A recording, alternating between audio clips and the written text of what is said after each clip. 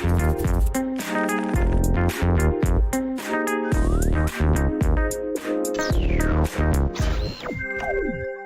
la chance d'avoir Noémie Proulx avec nous. Comment ça va ? Bah ça va et vous ?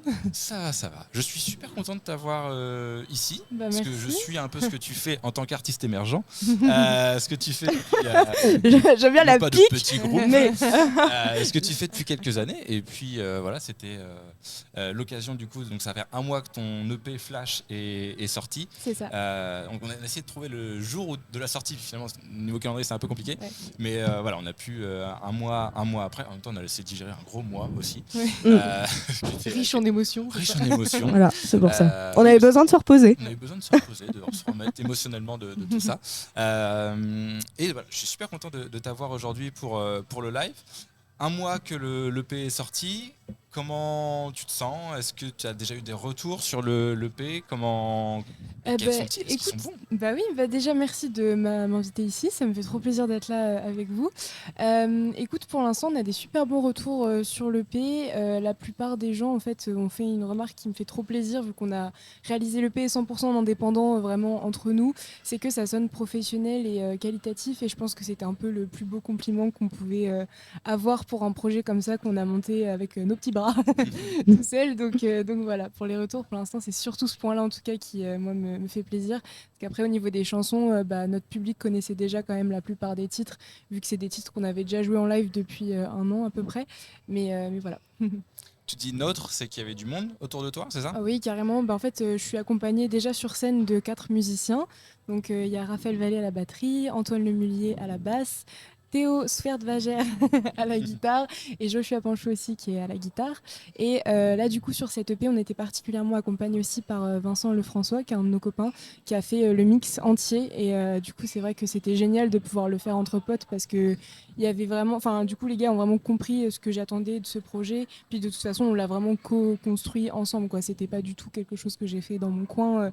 C'était vraiment, on a tous mis main à la pâte, quoi. Ok, parce que là, pour le coup, c'est vrai que quand on se renseigne un peu, c'est toi qui as fait la musique, c'est toi qui as fait les paroles. On aurait pu dire bah, c'est quelque chose d'ultra perso, et les musiciens sont là un peu finalement en guise de boîte à rythme améliorée. Et après, c'est moi qui ai des mots graveleux. Pas des mots graveleux, mais c'est pas très gentil. Mais voilà, J'ai pas dit que c'était pas gentil, j'ai dit que je savais pas comment le dire. des artistes émergents. Mais là, c'est parce qu'il y a des projets comme ça où c'est clairement assumé. Il y a l'artiste qui a son univers, et d'autres artistes, enfin d'autres musiciens d'ailleurs qui sont vraiment là pour accompagner la truc. Mais là, ce que tu es en train de nous dire manifestement, c'est qu'ils ont aussi participé à la conception, ils ont apporté leur touche. C'est ça. Bah en fait, c'est presque comme un groupe dans le sens où tu vois, tout le monde met vraiment de son âme dans le projet. Au niveau des arrangements, en fait, ils m'ont fait valider des choses, mais il y a plein de propositions. C'est eux en fait qui ont écrit des lignes de basse, de guitare, etc.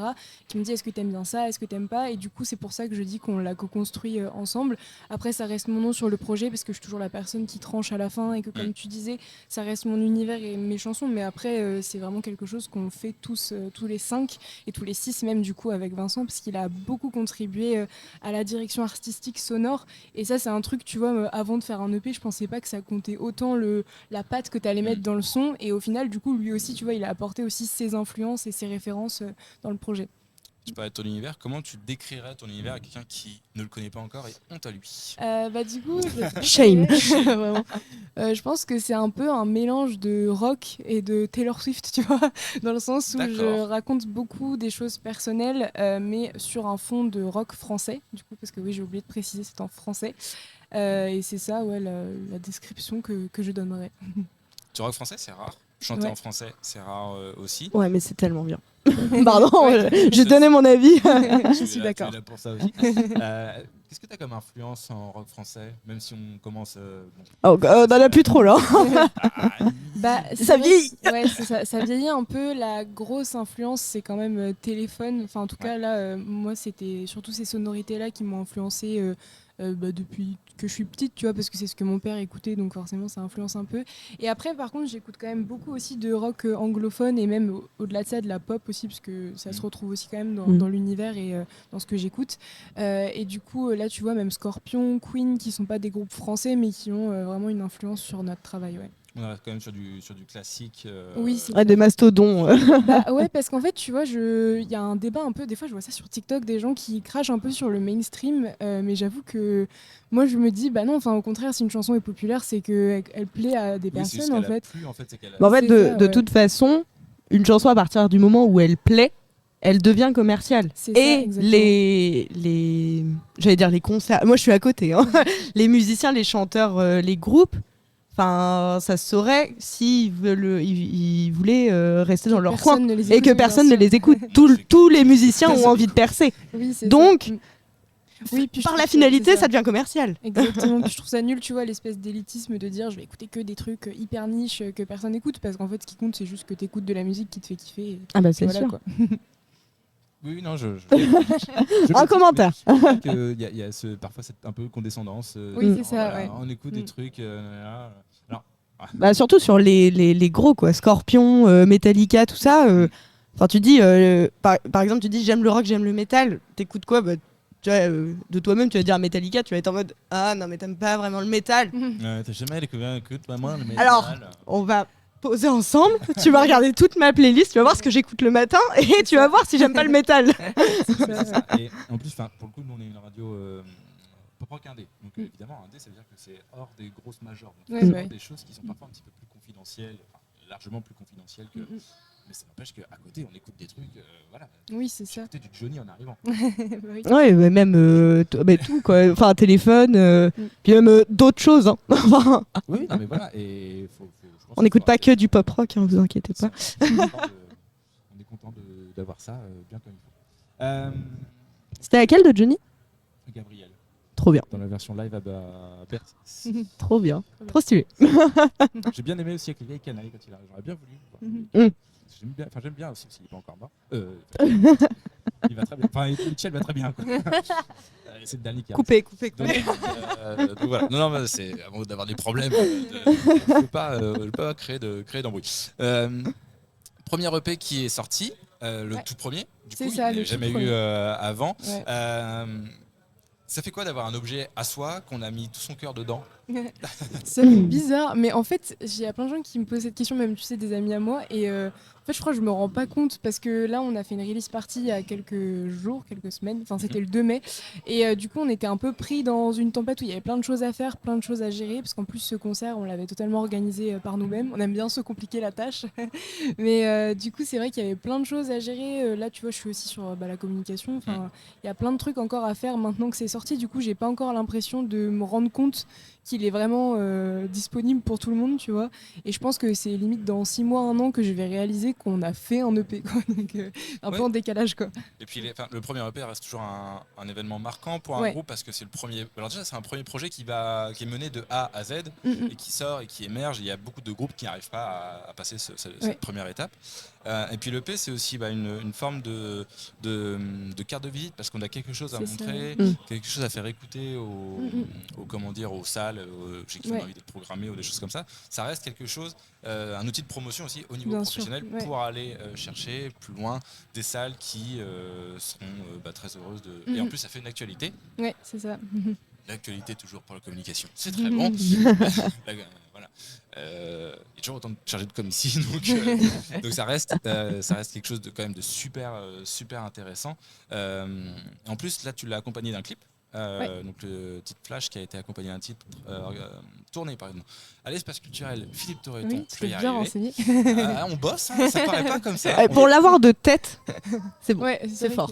C'est peut-être parce que ça a été bossé il n'y a pas si longtemps que ça. Aussi, en fait, ça a été bossé là il y a 3 minutes. Le tout, c'est d'avoir tout dans la tête et vous remarquerez que, parce qu'on a été un peu pressé pour commencer le live, j'ai carrément oublié mes fiches. Donc du coup, ils sont sur la table. Full impro. Elles sont là-bas.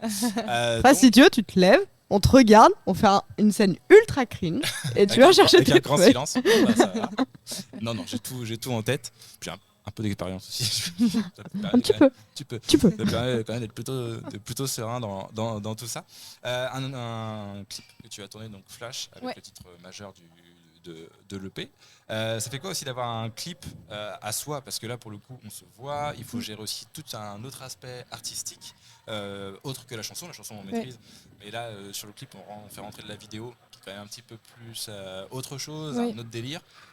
Comment t'as vécu l'expérience du clip? Alors, on a mal vécu l'expérience du clip dans le sens Ça où... c'est bon pour les reels. Non, en fait, en gros, petite anecdote, c'est que on a fait... Ouais, pauvre, le clip, c'était un enfer, hein, vraiment, c'était horrible. En gros, on avait une semaine pour faire une résidence à l'espace Philippe Torreton, et de base, c'était pour faire travailler notre set, en fait, travailler notre set d'1h30, de caler vraiment le show.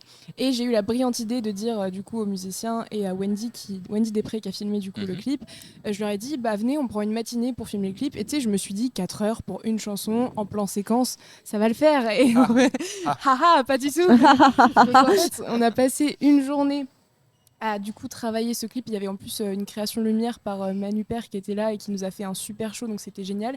Mais c'est vrai que de 9h à 18h, on a fait la même chanson en boucle parce qu'il fallait refaire les prises sur les placements. En fait, le plan séquence, c'est juste un enfer à gérer parce que du coup, t'as pas de cut, donc tu peux pas tricher. C'était un vrai plan séquence, donc il fallait vraiment qu'on travaille tous les enchaînements, etc. Et l'anecdote, du coup, c'est qu'en fait, quand je suis rentrée chez moi le soir, on était crevés. Enfin, on avait la chanson, tu sais, en plus super fort dans les oreilles en boucle. Enfin, on était vraiment fatigués. Et je me rends compte que j'ai un espèce de viseur rouge sur la tête qui vient du flash de l'appareil photo, enfin de la caméra, et qui était impossible à retirer en post-prod. Genre j'ai passé 2 heures le soir même à essayer de trouver des tutos sur Premiere pour enlever le truc. Impossible. Du coup, le lendemain matin, après la journée horrible qu'on venait de passer, il fallait refaire du coup le clip. Donc on a dû refaire 2 prises pour du coup avoir la version finale, pardon. Et après on a enchaîné, on a fait 3 sets dans la journée de concert. Donc autant vous dire qu'on était morts à la fin. Donc voilà, c'était assez intense comme expérience de tournage. Par contre, au niveau du rendu, je suis super contente parce que je trouve que ça colle vraiment à l'image qu'on voulait donner justement du projet et de l'EP en particulier. Ouais. Mais en plus, c'est ambitieux, un plan séquence en premier clip, première fois dans sa vie. On fait un plan de séquence. On appelle ça chercher des emmerdes. Et je te dis, on aime bien se compliquer la tâche. Enfin, c'est ce qu'on voit. Récurrent, à chaque fois, en fait, on se dit, ça va rendre bien. Et en fait, on pense pas, tu sais, à toutes les étapes qui vont être nécessaires. C'est comme, juste j'y pense, mais sur l'EP, là, on s'est dit, on va enregistrer des chœurs avec tous nos potes. On a décidé ça 4 jours avant la date de l'enregistrement et c'était un enfer du coup. On a fini à 22h parce qu'on avait carrément minimisé, je pense, tu vois, tout le travail qu'il y avait derrière. Mais d'un côté, c'est comme ça qu'on apprend aussi, donc je pense que c'est pas plus mal qu'on ait fait ces petites erreurs là, parce qu'au final, il y a que nous qui sommes au courant. Enfin là, je vous le dis, mais tu vois, ça change pas le résultat. Au final, on est content, mais c'est vrai que c'était du boulot, quoi.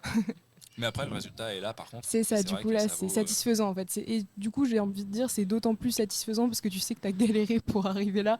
Donc, au moins, t'es fier de toi et tu sais que même s'il y a plein de backstage un peu les efforts, ils payent, quoi. Voilà, exactement. Toujours des backstage.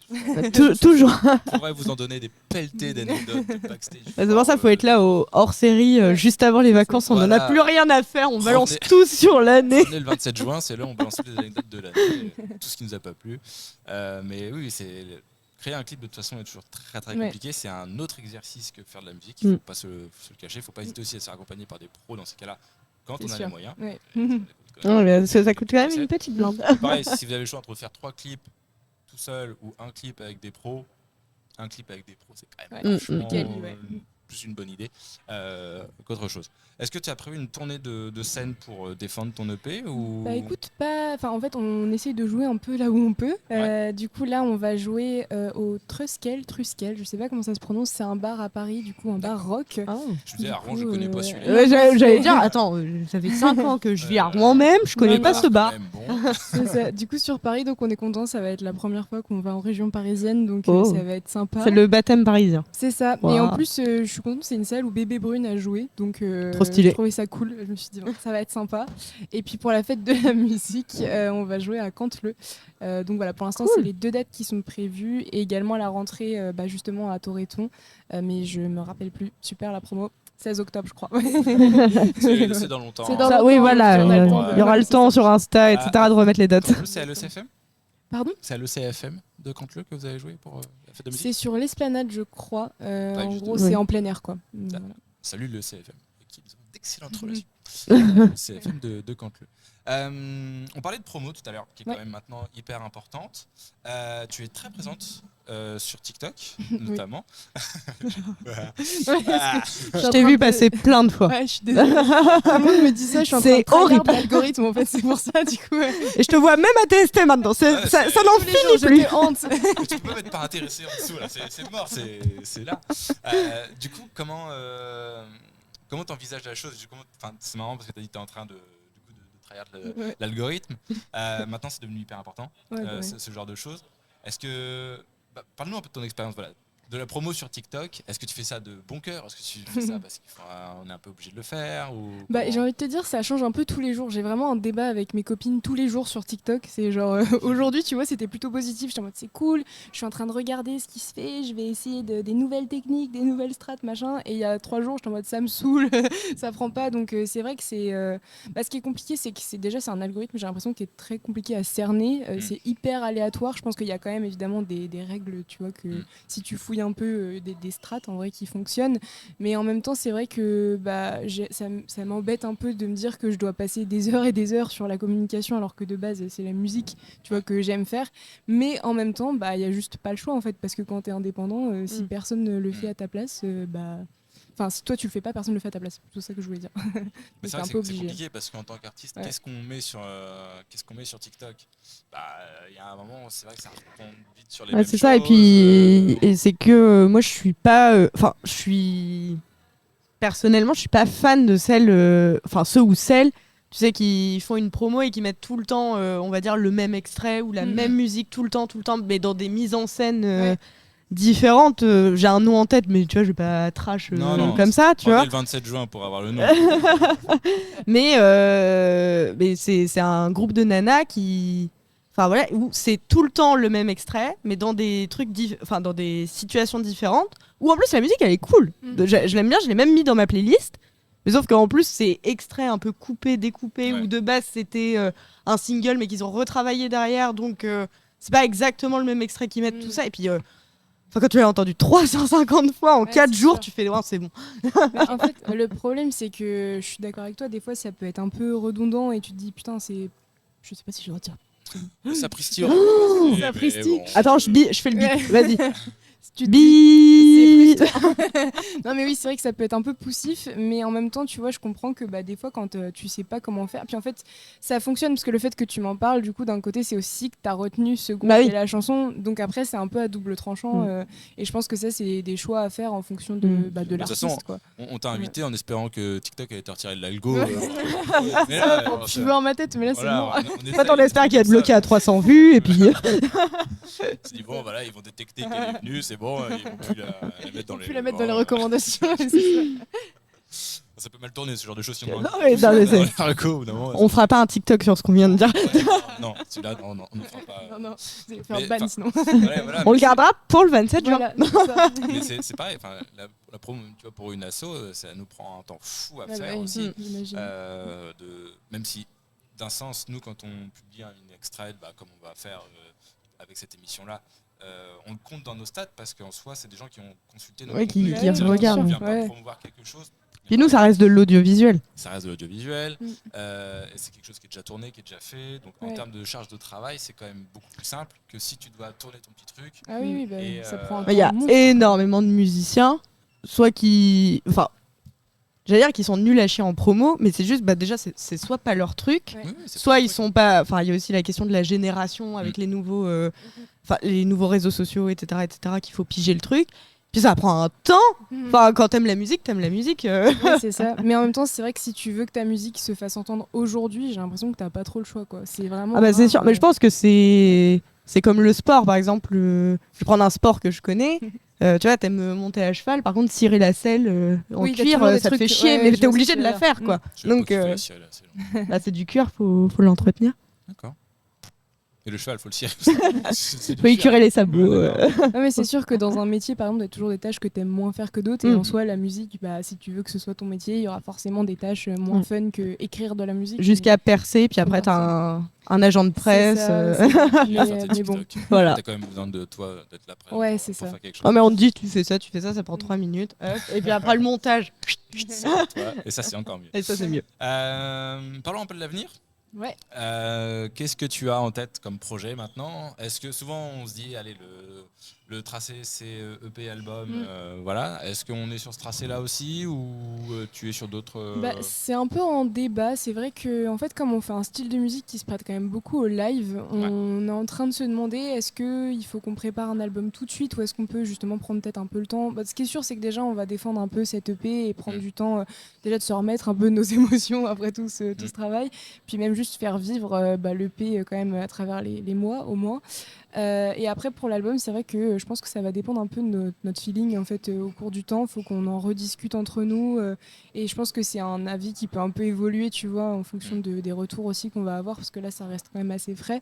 Mais dans l'idée, en tout cas, c'est sûr qu'un jour on va le faire, on va sortir un album parce qu'on en a tous envie, mais juste je sais pas, tu vois, si ça va être l'année prochaine ou dans 3 ans, j'en sais rien, peut-être pas tout de suite, mais c'est quand tu le sens quoi. C'est ça, c'est ça. Après le fait vient juste de sortir, il y a aussi l'enthousiasme de l'EP. C'est ça, ouais. Mais comme là l'EP c'était 5 chansons et qu'on a quand même mis du temps à faire ça, si on fait un album ça va être le double.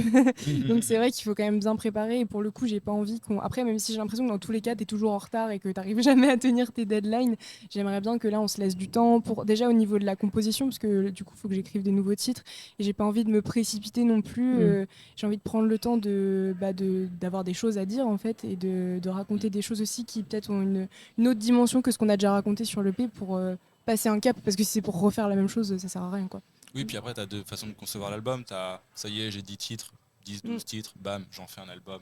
Oui, ce qui là serait pas l'idée. Ou est-ce que je conçois mon album comme un chemin, alors t'es pas la Floyd tout un truc. Avec un livret de 15 pages pour comprendre, ouais. Et encore, c'est le à peu près. Tout ça pour tout le monde retienne une seule chanson. C'est clair. Bon, mais voilà, c'est aussi une manière de concevoir un album, de se dire, ok, j'ai peut-être des choses à raconter sur 10 titres, avec vraiment un truc de construit, ou est-ce que je fais plutôt 10 titres et je sors un album. Après, dans cette optique de j'ai 10 titres, je sors un album. De plus en plus, il y a des groupes, je les interroge, que ce soit ici ou même dans la rue, quand je les croise et qu'on évoque les projets, qui sortent les titres un par un sur les plateformes. Et comme ça, en fait, ils ont des choses à annoncer. Ils actuent tout le temps, c'est ça. Au lieu d'avoir un album par an, admettons, avec 10 titres, t'en sors un par mois. Ils les étalent. Et ça te fait un truc. Alors peut-être qu'à la fin de l'année, t'en fais un album et tu essaies de le vendre en physique. Mais au moins, t'as au niveau de ton public tout le temps des actus. Même les plus grands, ils en sortent 4-5 dans l'année. Puis après, soit tu vois, ils sortent l'album, ou alors ils se laissent un peu de temps puis ils le sortent plus tard. Il y a de tester aussi, tu vois, tiens, ce titre-là il est bien marché, ok, comment est la vibe, est-ce que celui-là... C'est ça. Après oui, ça dépend c'est vrai que moi je préfère quand même quand c'est assez construit, parce qu'en fait au final même si tu les sors un par un, t'es obligé de les prévoir à l'avance, parce que tu peux pas te dire je sors un titre et puis le mois prochain j'en sors un autre sans l'avoir écrit, enregistré, enfin c'est un peu galère niveau timeline. Mais en tout cas ce qui est sûr c'est que l'EP là c'était un peu plus une compilation, on a pris un peu les titres qui nous semblaient les plus forts dans le répertoire, mais le prochain projet, que ce soit un EP ou un album, j'aimerais bien qu'il soit plus construit avec un fil rouge et que ce soit vraiment une entièreté, même si tu puisses écouter chaque titre. Le temps de diriger. Diriger, oui. Lali va dormir après ce live, rassurez-vous. De digérer, exactement. Toute cette construction. Sommeil dangereux pour la santé. Sommeil fédération. J'ai pas beaucoup dormi cette semaine. Mais de digérer du coup toute la création d'un premier EP, déjà ça va te montrer pour un second ou un premier album. Et puis après, faut se laisser du temps aussi pour dire de quoi je vais parler, parce que si c'est pour... Enfin, je dis pas, les titres qui parlent des marguerites et des pâquerettes, c'est cool, hein. Mais quand c'est profond, c'est mieux. On laisse ça à Philippe Catherine. Oh putain, il est vraiment fatigué. On se fait une petite pause avant qu'on se fasse de Twitch. Est-ce qu'on peut rappeler les réseaux sociaux que tu as ? Oui, alors du coup sur TikTok, c'est Provo Noémie. Et c'est pareil sur Instagram. Et sur YouTube, c'est Noémie Provo. Et pareil sur Facebook. Voilà, globalement. Et le P, où est-ce qu'on peut se le procurer ? Partout, sur toutes les plateformes d'écoute légales. De streaming. De streaming, voilà. On fait une petite pause et on se retrouvera juste après. Je viens de piquer ton boule. Oui, avec la claque de Caro.